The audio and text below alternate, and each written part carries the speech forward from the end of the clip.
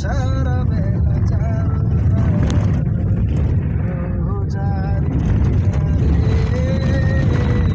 কেটে যাবে দিন আমার। আজকে আমাদের পাইলট সাহেব খুবই রাগান্বিত অবস্থায় আছেন এখন বর্তমানে।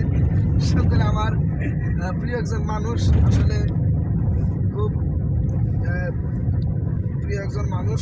দোয়া করবেন আল্লাহ জানে মানে আমাদের সবাইকে জানে মানে হেফাজত করেন, সকলে কাজ করে দোয়া করবেন আমাদের জন্য, কি বলেন? হ্যাঁ, যাই হোক ইনশাআল্লাহ আমাদের জন্য সকলে দোয়া করবেন যেন আল্লাহ পাক রব্বুল আলামিন হঠাৎ কাজ যাচ্ছে।